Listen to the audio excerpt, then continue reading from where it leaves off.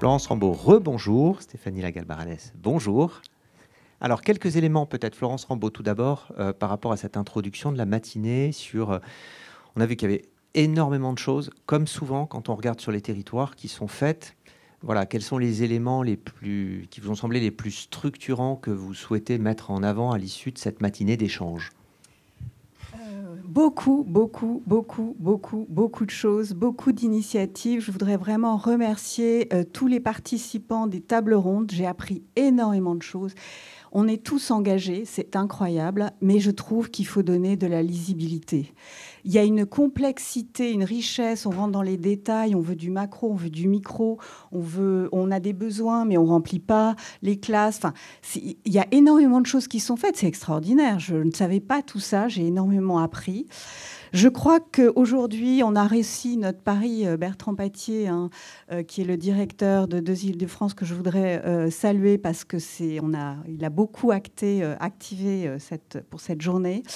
On voulait vraiment, avec cette journée, cette matinée, pouvoir finalement lancer une dynamique, mobiliser tous les acteurs. On voit que vous l'êtes, mais aussi créer du lien, s'inspirer, benchmarker, inventer, peut-être ne pas suivre ou suivre, enfin ne pas réinventer ce qui existe déjà. Donc moi j'ai envie de dire que presque on a inventé un nouveau champ dans l'activité de l'OPCO2I, puisque finalement c'est l'opérateur de compétences industrielles, on le sait. Je pense qu'aujourd'hui on peut dire que c'est aussi un facilitateur, qu'il doit être aussi un simplificateur. On ne peut pas fonctionner sans simplifier. Il faut trouver des moyens à la fois de faire émerger des choses qui fonctionnent, mais également de les rendre facilement transposables, applicables, utilisables. C'est un enjeu très complexe. On a parlé aussi de beaucoup d'attractivité, n'est-ce pas? D'attractivité, mais j'ai envie de vous dire pour quel métier ? Pour quel parcours? Et derrière, il faut proposer les formations qui vont bien. En fait, il faut se tourner client. Nos clients, c'est toutes les personnes que l'on veut recruter pour rejoindre nos industries, n'est-ce pas? Donc, à un moment, il faut se mettre à leur place. Il faut simplifier. Il faut qu'ils puissent comprendre qu'à travers les indications, tous les outils de communication, d'accès à eux, derrière, c'est pas juste un métier. C'est un métier qui a pensé son intégration, son développement pour un développement toute la vie, tout au long de la vie professionnelle. Voilà, en quelques mots. Merci je pourrais beaucoup. dire plein d'autres choses, mais voilà ce que je veux dire. Non, merci beaucoup pour ces éléments-là. Alors Stéphanie Lagalbaranès, c'est quoi les suites pour l'OPCO2I à partir de cette étude? Là, ça concernait l'Île-de-France et de ces pistes d'action et de ces acteurs réunis aujourd'hui qui ont fait émerger un certain nombre d'axes. Bonjour à tous et merci beaucoup pour l'invitation. Bertrand, il y a votre nom sur le... Mais... Mais oui, Bertrand. Il ne savait pas.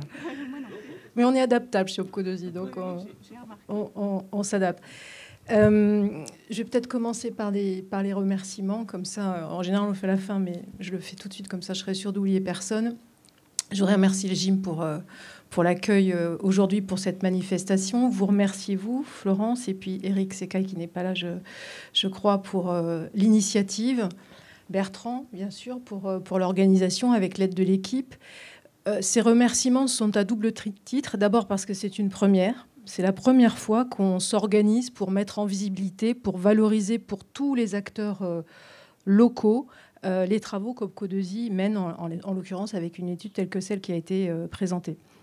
C'est aussi un événement assez emblématique de l'action qu'OPCO2I tente de mener à vos côtés depuis sa création, au service des branches industrielles et avec un fil rouge de l'interindustrie qui nous anime de plus en plus.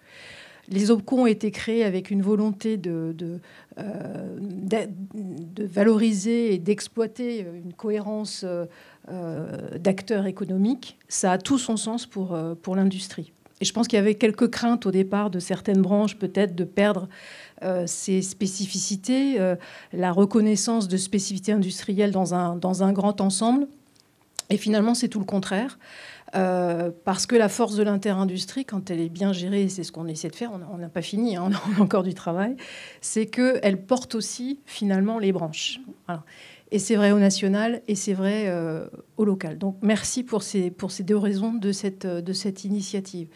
L'enjeu d'OPCO2I, c'est en effet de trouver au service des branches la façon d'anticiper, de diagnostiquer, d'anticiper, de développer et de mettre à disposition les compétences dont l'industrie aura besoin pour son évolution. Alors, on a parlé du numérique, de la transition écologique aujourd'hui. Et pour faire ça, alors vous me posiez la question de quelles sont les pistes. Il y en a beaucoup. Hein. Là, je crois qu'on va s'arrêter. C'est une conclusion, mais OPCO2I, il y a beaucoup de pain sur la planche.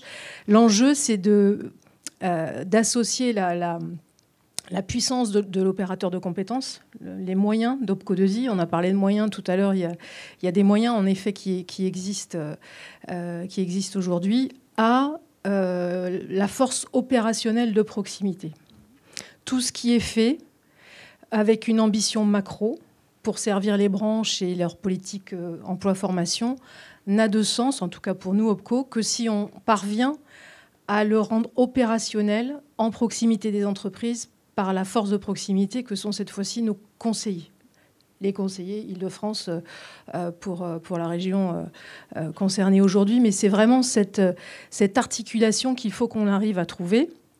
Vous avez posé la question tout à l'heure sur l'étude, comment on arrive à les rendre plus accessibles au plus grand nombre. On a aussi cette préoccupation en interne de les rendre accessibles aux conseillers pour en faire un outil de meilleur accompagnement des entreprises et pour les aider à poser les bons diagnostics sur leurs besoins. Ça a été dit par Christophe Aufort aussi tout à l'heure.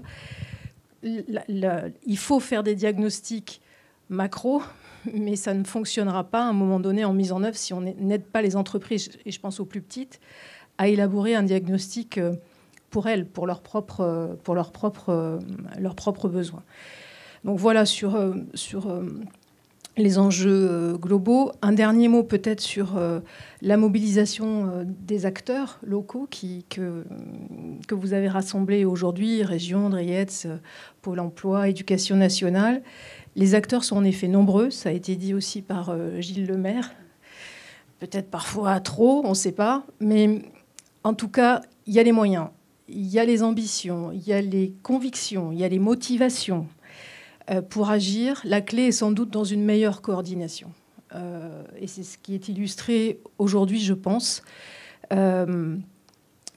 Il y a cette coordination nécessaire pour qu'on soit collectivement plus efficace sur les enjeux. Et il y a du travail, puisque quand j'entends que 80% des sessions Île-de-France ne trouvent pas preneur, quand j'entends les entreprises se plaindre de façon récurrente sur des métiers en tension, des difficultés de recrutement qu'elles n'arrivent pas à résoudre, c'est sans doute en partie une solution de coordination qu'il nous faut mettre en place. Voilà.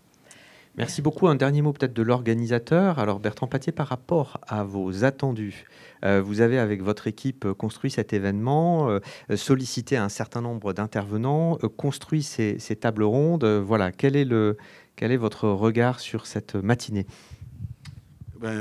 Très, très, très positive. Je voudrais remercier d'abord les intervenants aux tables rondes, parce que c'est toujours un exercice délicat. Moi, j'ai trouvé ça très positif, effectivement, ce dialogue global au niveau de l'écosystème de l'orientation et de la formation. On voit qu'on a beaucoup de travaux à mener ensemble, à coordonner, que l'OPCO2I il est un peu au service de tout ça, avec ses outils. Fleur l'a dit, et notamment sur la promotion de l'attractivité des métiers. Voilà, puis on va essayer de remplir les sessions de techniciens de maintenance. Voilà. Et il faut qu'on y arrive, le besoin est là. Voilà, c'est tout le travail au quotidien qu'on a à faire, mais on le fera tous ensemble et collectivement, c'est ça que nous voulons souligner aujourd'hui. Voilà, donc un grand merci à tous et à vous aussi, Nicolas, pour cette animation. Merci à tous les trois.